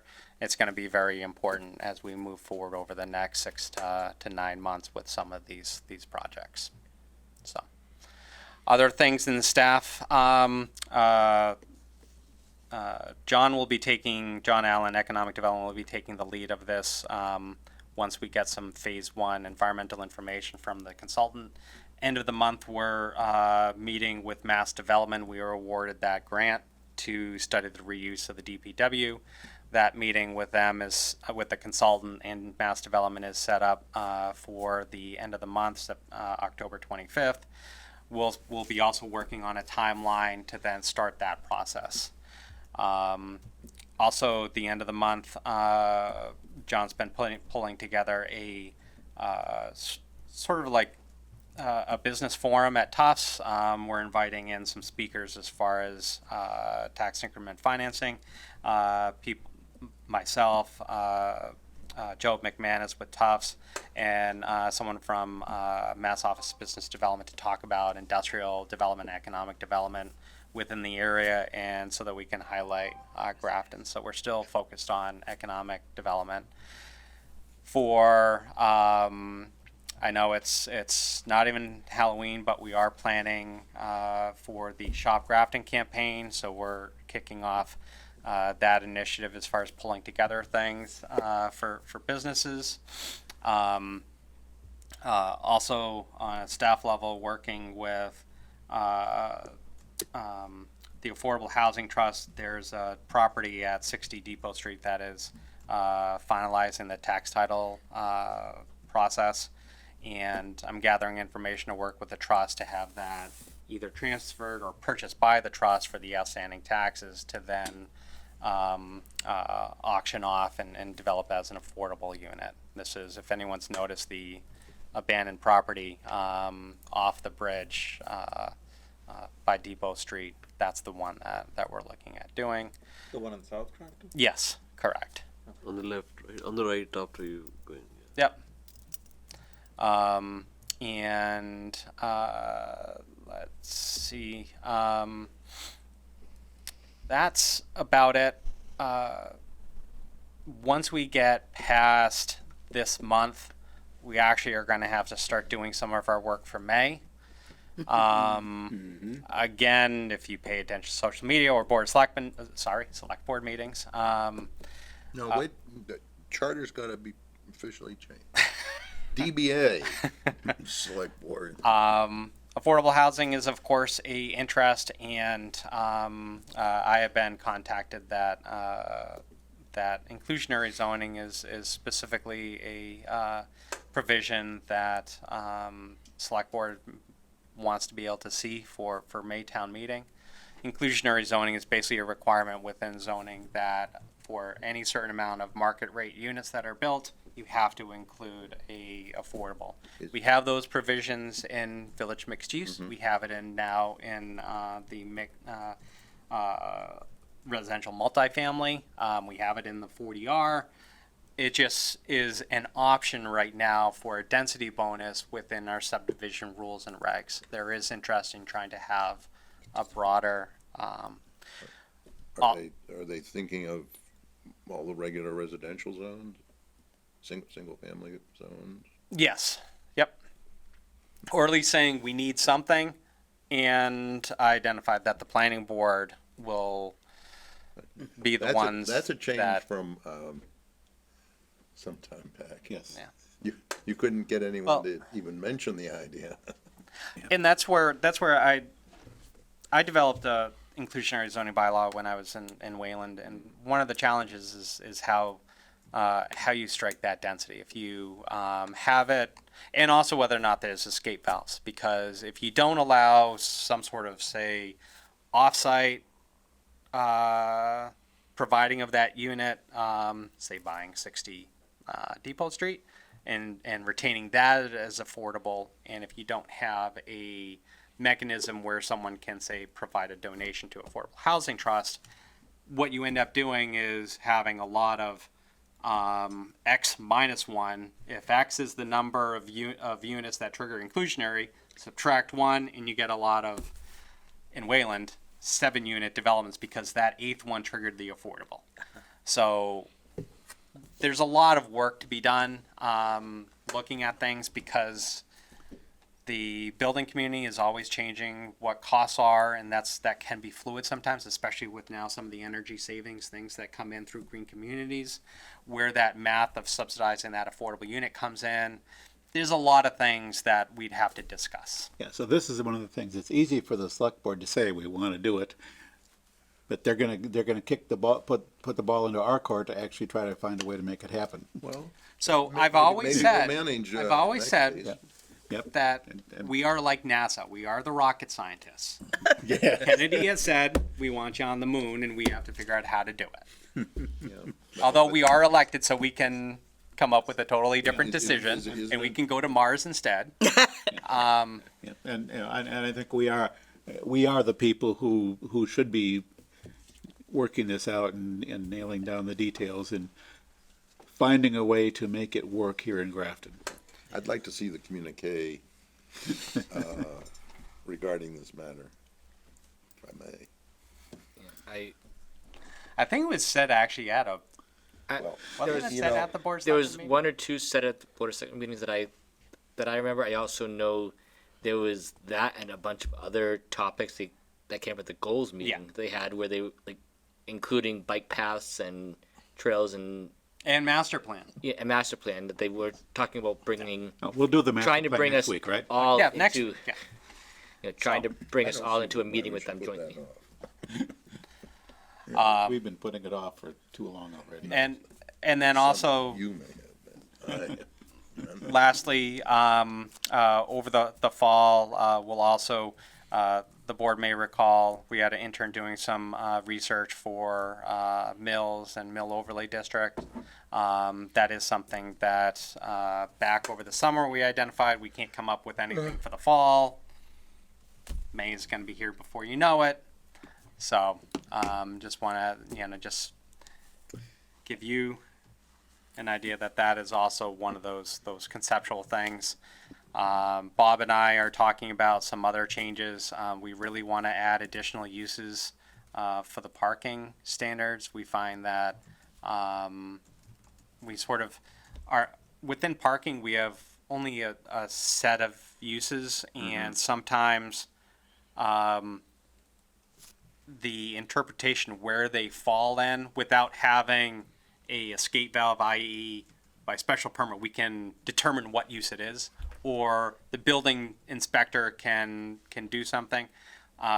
We either end up with way too much or potentially not enough. So we want to look and see, can we add a couple other use categories in to then provide a little bit more variety and specificity depending on some of the proposals that come in. So. Yeah, that's pretty common to hear. Yeah, but the only, that doesn't sound like the right number of parking spaces, but that's the only category, that it fits into. Well, an example would be a building like Wyman Gordon. If they know how many they have for maximum shift and all of that stuff, and because it's huge airplane equipment pieces, but if we apply a square foot, that's 2,000 employees, and we only have 230 on payroll. At the That's moment. But they used to, when that was built, there were a lot more people working there. yes, there. I think some of the time it was 3 shifts. I won't swear to it. I'm quite sure I've heard that. And there was a reason for the big parking lot.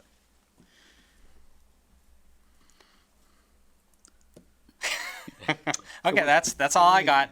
Okay. We have our work cut out for us, shall we say, for the May town meeting. I was just gonna say in general, but if you want to say for May, sure.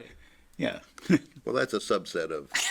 that's not all the work, but Yeah. just for that, for the things that we've just, you've just talked about that are likely candidates for consideration in May, that's a fair amount of workload right there. So, on reports from Let's see. people, So Joe's already covered the correspondence of note. yes. Reports from planning board representatives and town committees and CMRPC. So my only commentary on that from my end is relating to the CPC, where I previously mentioned how they were talking about wanting to do signage for CPC projects. I did meet with Barb Berger, who did express that there was no by right in our sign bylaws that would allow them to do it for anything other than municipal. So they can do stuff for construction, period, as a construction sign. They can do permitted signs otherwise. But that, to my read, doesn't align with what the CPC was discussing and wanting to do. CPC has not had a quorum and on a posted meeting since I talked to Barb. So I would not be surprised if the CPC would like to propose or have us help come up with a sign bylaw change to allow something by right. I don't know if that's. So one of the things that staff as well as the board would want from the CPC is to know what kind of permanent signage they want. Say it was a historic structure that was not municipal renovation or a park of some sort. Some sort of smaller dedicated sign saying this was funded through CPC. It's pretty straightforward from a construction that, along with other things like who the builder is, all those things, you could probably have it. But once they're complete, that sign's got to leave. I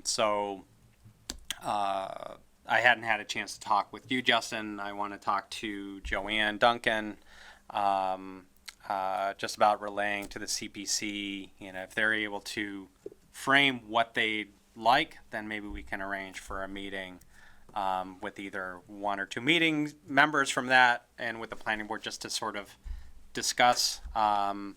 And that would require amending the sign bylaw for annual town meeting. So That was all I had. Anything else? CMRPC, I passed a little note on to Joe, but in one of the sessions I was in, talking about all the different grants and whatnot that they deal with or have contact with, and there was one about aging in place, putting in or doing things to help advance the ability to age in place like in a town. I guess there's some money that can be gotten to help with looking at that. Seems to me like there'd be some interest around town in looking into that. At least finding out if there's not any kind of an opportunity to look into there. And one of the questions, that I had, and David, I think I had discussed with you at some point, was, we don't have any sort of senior housing bylaw. The McGill land, so as you're on Province Road going south, as you come around that super elevated curve, you just pass the apartments, Riverview apartments in the park going down. As you continue to the south, coming up by the high tension wires, all that land to the right is owned by McGill before you get to his residential complex.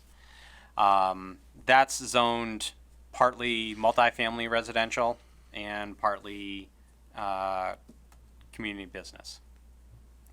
The board may recall that if you have a property that is split between two districts, the more restrictive, i.e. residential multifamily, is viewed as more restrictive than commercial. You can apply that multifamily to the whole commercial property.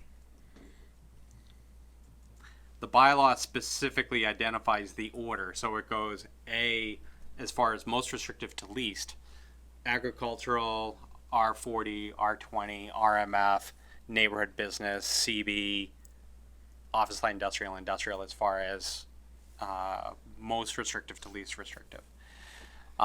Because that whole thing could be a multifamily district, that's part of the reason why I wanted to have that affordable component within that bylaw that we passed at May town meeting. However, if you're going to do affordable, then why not just go 40B? That can result in higher density as well. But I had always talked with the attorney, Joe Antonellis, who does a lot of representing of McGill, and we had both said that would be a great place for some sort of assisted living, independent living, senior community overlooking the Fisherville Mill Pond and all that stuff.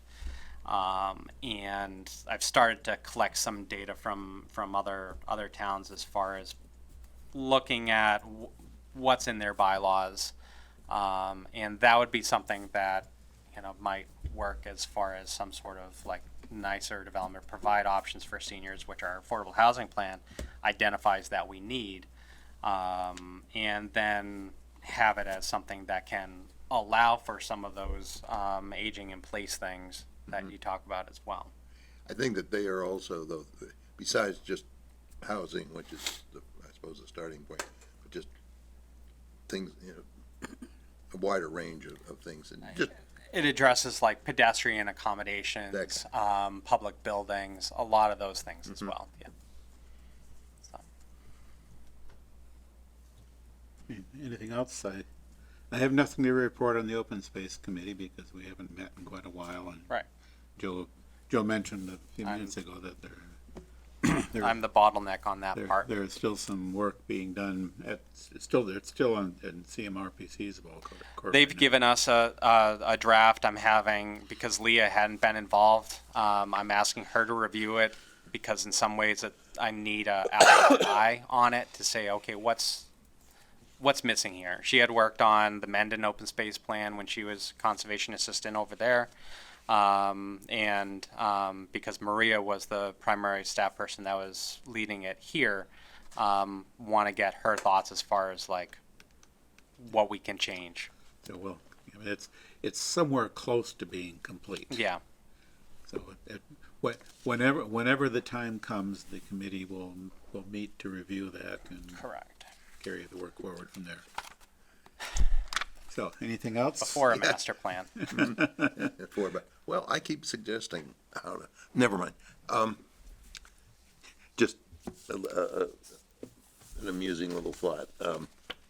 Noticed that there was some more filming being done up at the country store this last week. Oh. The town, you're talking about economic development things. I think we need a film bureau of our own, like Massachusetts has. There you go. There's been several things filmed mostly in and around the common. Yeah.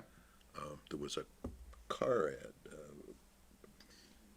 One of the big car rental. Oh, that was a while years ago. ago, yeah. Enterprise. Yeah, but Yeah. we got something for that. They gave. I think they gave something to the selectmen. They bought the fax machine for the select board's office. Okay. We're That's why I said it was a going while back ago. Many years here. Well, we have a budget problem coming up, and you gotta do what you can. This was early '90s. I think it was midnight. Yeah, I don't know when they did the movie. Not 94, 95. One of the Okay, biggest well, versions of Little- here it is, 8:42 p.m., and Okay.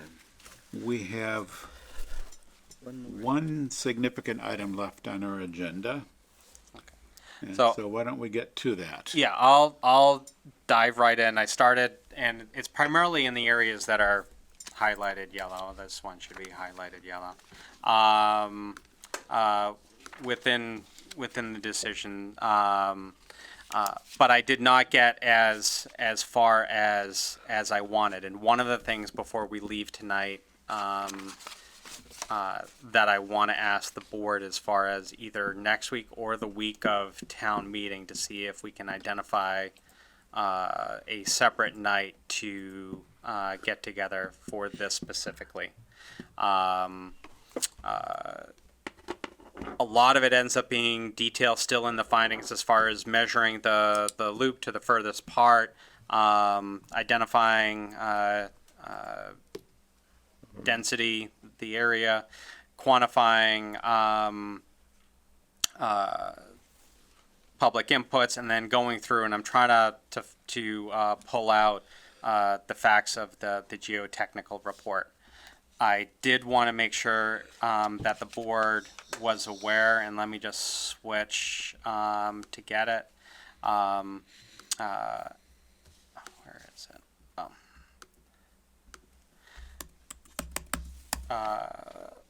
Per our last meeting, I had asked the consultant for clarifying something that had to do on page 5. The sentence is right here that I think we were all focused on the word adequate, but when you look at the sentence, it actually really is incomplete. There's something that clearly was missing. And this is, so it's page 5 of the report. Sorry, it continues there. This was something that the board wanted to be able to clarify what the term adequate meant. You know, there's a difference. Is it sufficient? Is it just, did they hit the bare minimum? So, I asked them to clarify that. What they did do is then, they corrected that sentence within the actual report. And I'm just going to show you that right here. This is what then they clarified. Of course, I can't select it. But it's right there with that sentence that says, since the computed factor of safety for each analysis is above the minimum required factor of safety, it is our opinion that the proposed design meets accepted engineering standards. I've asked them to put it basically in memo form, responding to my question, so that then I can reference that, rather than referencing a totally new report, because I want it to be only this one item, without any assumption that anything else has changed. Right, this would make it clear. Right. Because, yeah, if we simply put the corrected report in the record, there's no clear evidence of what has changed. Correct. So what you're suggesting, Joe, is that we have, in the record, we have a simple and clear statement that this one sentence in the report has been corrected to insert some missing words. Correct. So today I had asked them to then put it in a memo form for the board. So I haven't received that yet.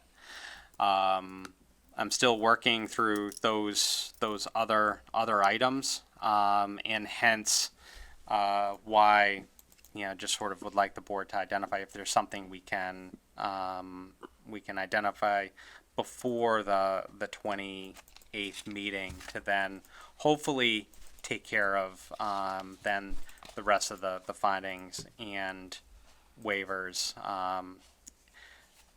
The conditions, in my opinion, are going to be pretty straightforward because we've had conditions recommended by our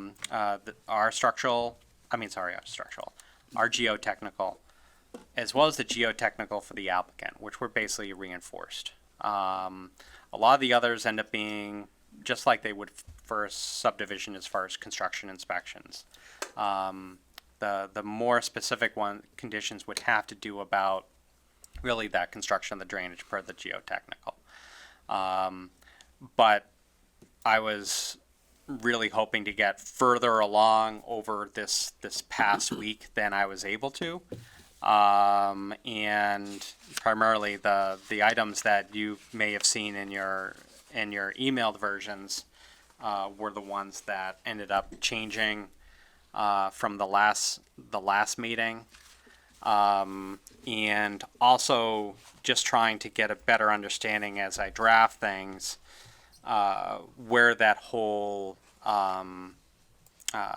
dead-end street and how we then measure it comes up.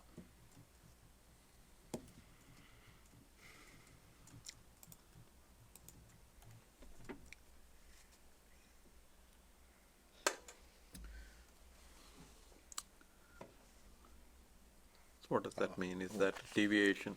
Is that not a deviation, or is that still a deviation from the minimum of, It still is. or maximum of 500 feet?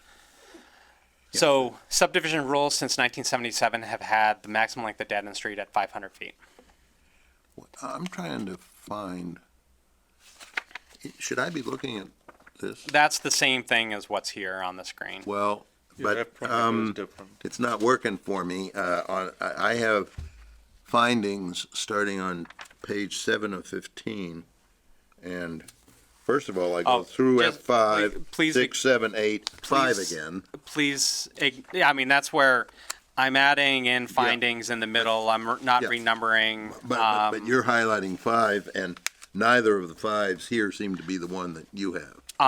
This 5 should be, I highlighted this F7 saying Oh, this should have been highlighted 5, in the version that you had. okay, yes, but now 7. 72, okay. Yeah, If you see on mine where you see page 7 of 21, again, the version that you have doesn't have the conditions. My version has the conditions. All struck out. oh, yeah, these, when drafts get printed, they ought to say draft, and which draft. That was my mistake. Yeah. I should have had that. Yes. Because this is what, second draft, I don't know. Yeah. Get confused enough already. So what exactly are you interested in hearing from the board tonight? You know, you've got If we're able to either schedule something separate or meeting an hour in advance of annual town meeting to then work on a more of a iterative draft. Yeah, because I suspect that while some of us may have been able to skim through this when you emailed it out this afternoon, we really Yeah. haven't had a chance to look at it in any Yeah. detail. I'll say, at least for me, I should be able to meet pretty much any night along the way. The hour before town meeting is my least preferred, but it's still available. Yeah, my problem with that one is that it can take us longer than an hour. That's where Yeah. my preference would be for a different night. Yeah, Yeah, but if we're talking next, If we can, that's where if we can. so we're looking for either next week or the week after. Correct. I think Linda and I both have something 4 to 6 before the 7:30, I guess 7:30 Oh, Town on meeting. town meeting. town meeting. Yeah. That's not really a good day. Yeah. Town meeting on the 21st, right? Correct. Monday next week is a holiday, so that's Correct. out. My Otherwise, calendar, there. see, the Thursday next week is out. But other than that, Tuesday or Wednesday next week, I could, well, yeah, let me see. Yeah, Tuesday or Wednesday next week, I'm available. We probably don't want to try a Friday, Saturday, or Sunday. Yeah, as a matter of point, I think Tuesday next week this room will be taken. And that's for our purposes, we can be in a smaller room. We can Yes. also be in the planning board office. This Yeah. this would be the only thing on the agenda. There wouldn't be anything else added on. Okay, I'm, The following week, Monday the 21st, of course, is town meeting, but the rest of the week, open for me. Can we not do a Which Skype week are we meeting or a talking? Teams meeting? The week of the If 14th or someone the needed 21st. to call in because they were at, say, out of state or something like that, can always facilitate a call in. But we need to have 3 members present to start the meeting. So, so I'll be here whenever. All right, starting with the 14th, 15. well, 14th is a holiday, so the 14th has, we have something on the 14th, Yeah. even though it's a holiday. The 15th, I have open.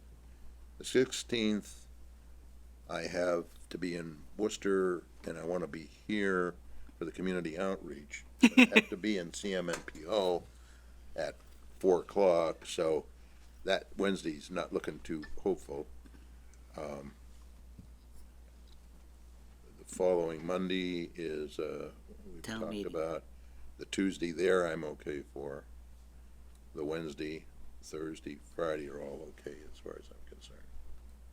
So if you want to meet before town meeting, it sounds like Tuesday is the most advantageous of the days. You're talking The the 15th. The 15th? 15th. It's all right by me. It'll work.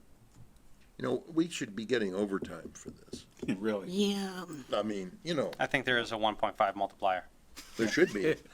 Or did they do away with that recently with the new law? Maybe we'll get candy. Well, no, that would be, if nothing else for the energy level, but, you know, I think they did away with double time on Sundays, but And just to clarify, Yes. Mr. Brossi, Yes. as well, to let you know, if this is a meeting in the planning board office, it's still a public open meeting. Yep. So you're welcome to attend it wherever it is. I think it should be, Just less comfortable seats, Yes. the public. you're talking about the 15th, and what, the selectmen are meeting the 15th? Think so. I'm not 100% sure, but I think so. That's the third Monday of the month, although it's a They're 5 Monday month, Tuesday month. Yeah.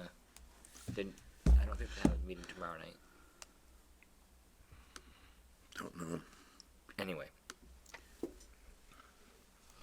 Can answer that. Maybe we should just start scheduling every week. Oh, thank Yeah. you. the selectmen do have this, the select board has this room reserved on the 15th. Yes, they do. Well, if we had something official like the Board of Selectmen.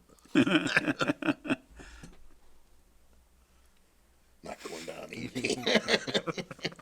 I think you're gonna lose. But there is there is the new conference room in D upstairs. There's one where we temporarily met. That's been converted to a conference room. So we'll have space. We don't have to be as uncomfortable in the planning board office. Yeah, one question is cable coverage. At least recording, if not live. Because there's Board of Selectmen, Conservation meeting at that same time, it would probably be old VHS tape No, on a tripod in the corner. we have digital tripods, I think. Maybe we could hold the meeting in the new studio. It has cameras. It has lights. Does it have a certificate of occupancy? I don't know. Last I heard, it didn't. That's what I thought. We're not so. talking about that. So does it look like the 15th ends up working? Works for me. Where's me? The high school TV studio. There you go.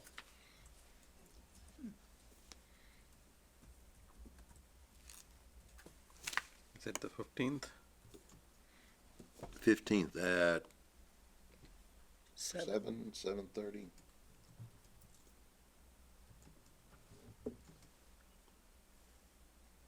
At 7? We wouldn't have to do it at 7. Do people like earlier or later? Earlier. Motion Maybe- seconded. Remember, this will be the only thing on the agenda. Right. We'll do it by 6 then. If we can. I have no preference. It's just that we have to wake up next day morning at 4, catch the train at 5 and go to Boston, so the later it gets tougher. Sure. 7? I think 6 will work. I mean, like, Will 6 work for you guys? I don't have a problem with 6, but, because we're not really, Better have that candy to keep us going. I mean, there's this little problem about wedging in food, eating food. Eating is overrated. yeah. no, I think sleeping is over. Could we meet at 122? Huh? There you go. We just ate up there finally, and tried the special menu there, the Indian menu. Yeah, Where? it's You really had to good. ask for it. Or Up the, 122. Okay. have you tried that? No. It's good. That's good. It's different, but it's good. I mean, we wouldn't know good or bad, but it was We good. liked it. The lot. one time we ate there, it was very good. I forget which one, we ordered off their Indian. You know, it I was don't very see good. that the Yeah. selectmen. Yeah, we asked for have the a Indian meeting memo on and the then she just 15th. guessed and. They're reserved. The- Whether or not they have, I'm looking at the master calendar. Yeah, So they're reserving it. Whether or not they actually use it or not, okay, right now, though, they're not technically scheduled. Yeah, their agendas don't usually get posted on the town calendar until The minute before. the Yes. the agenda is required to be public, basically. Yeah, okay. Yeah, they've missed the part where you can amend, actually, no, they do them. They do that still still amend. sometimes. Okay. okay. Anyway. Are we Anyway, talking so- 6? So we have that set. We are agreed, Tuesday the 15th at Yep. 7 o'clock. Oh, wait, not 6? 6 I or wasn't 7? sure about I heard someone saying 6. Yeah. I'm happy Well, to see. He Well, said I did six, Indian I'm food saying for you. 7, she says she doesn't care. I'll get Indian food. I'll get you Indian food. I will get you Indian food, not very spicy. I see, okay. Make it 6. Yeah, but we ordered 6 is mine. fine. I just needed to know. Mine. We all okay with 6? 6 is fine. Well. It'll he get says us out it's earlier, fine, well, Robert. Maybe okay He can stroll is in the- at 7. not the correct Yeah. word. We can do all the hard work from 6 to 7, and then he can stroll Throw in. yeah. Okay, October 15th at 6. yes. Conference room to be determined, or meeting location to be determined. Correct. Based on facilities availability. I get the rotis, you get the dal. Listen, if we're meeting at 6, we're just coming in here. You know, and possession is 9/10 of the law. There you go. Although there's something about when you post a meeting, you have to post a meeting location. Yeah, well, I don't know, yeah. No, we'll just reserve the spot on the calendar for 6 and say, So are we But pretty? see, it would work. I think Bill's doing this, that probably pretty doing much the it? selectmen. For So it just tonight's meeting. segue right in. It's terrible. I mean, it's not. all right, is there, It's only 9. we're done for tonight with this draft decision? Well, I had 2 people that said they had to be out of here at 9, so. I mean, Well, yeah, realistically, my principal focus was trying to get something nailed down because I did not get as far as I wanted to in the 4 days that were left over from last week. All right, With so it. we're good for the Motion moment. to extend the meeting past 10? No, I'm kidding. Are there any other items which may lawfully come before the board? Hearing none, there apparently is no need to vote to extend the duration beyond Move 10. to adjourn. Second. Moved and seconded that the meeting be adjourned. All in favor? Aye.